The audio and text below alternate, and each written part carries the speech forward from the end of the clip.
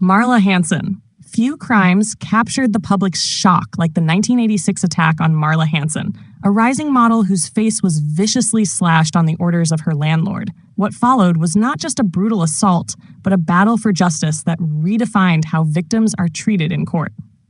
The attack that shattered her life in June 1986, Marla Hanson, a 24-year-old model living in New York City, found herself entwined in a fierce dispute with her landlord, Steve Roth, over a security deposit.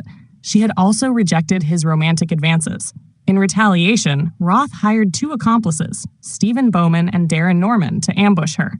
According to court testimony, Roth lured Hanson outside a bar, then stood by while Bowman and Norman announced a stick-up and slashed her face with razor blades.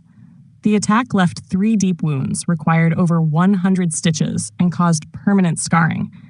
In separate trials, all 3 men were convicted and handed maximum prison terms of 5 to 15 years. Judge Jeffrey Atlas presided over the hearings and, at sentencing, was visibly agitated by the situation until he paused, later apologizing to Hanson and her lawyer in court, a moment that drew heavy public and political support, including outrage from then-Mayor Ed Koch. A justice system that failed her again, Alton H. Maddox. The defense attorney who conducted the vile cross-examination that questioned her credibility and racial overtones in court. When the courtroom became another battlefield, the courtroom wasn't Marla Hanson's sanctuary. It turned into another site of assault. In the trial of her attackers, defense attorney Alton H. Maddox unleashed a cross-examination so aggressive and demeaning that Hanson later described it as worse than the physical violence she endured. Maddox opened with a character assault, painting Hanson as a woman with racial hang-ups, playing into damaging stereotypes about black men, despite the fact that her landlord, a white man, was the mastermind behind the attack. He accused her of preying on men and ridiculed her fear during the assault, suggesting it was a product of her biases, not reality.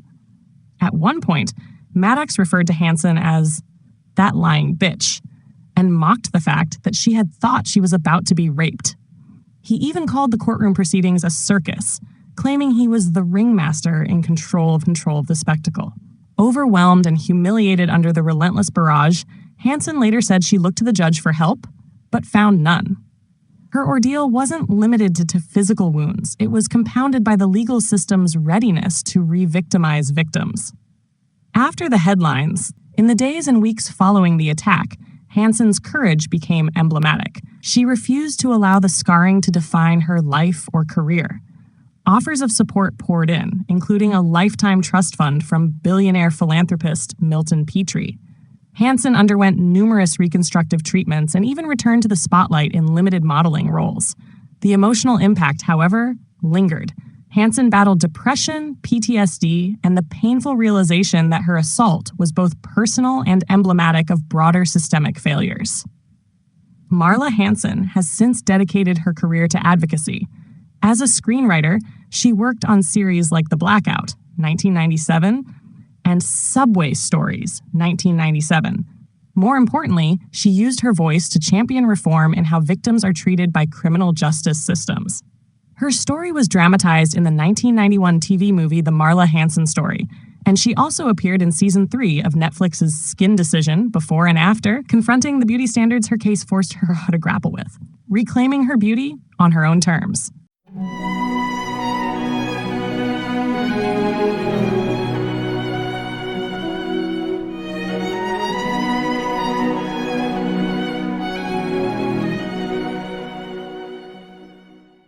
Close quote. Marla's healing journey took a deeply personal and transformative turn when she appeared on Netflix's Skin Decision, Before and After. There, at age 59, she underwent a series of non-invasive cosmetic procedures, like liquid facelifts, fillers, Botox, microneedling, and laser resurfacing, under the care of Nurse Jamie and Dr. Sheila Nazarian. Nurse Jamie explained, open quote, "I don't want people to see the work. I want them to see you." Close quote. Marla described the experience as a reckoning, confronting trauma both visible and internal. After 8 weeks of treatments, her scars softened, her skin glowed, and, more importantly, her confidence returned. She said, open quote, "Looking in the mirror today, I see a new Marla. My face is more youthful, even-toned. Your story is never over. There is always another chapter you can write." Close quote. This milestone was not about turning back time. It was about reclaiming life that had been stolen from her.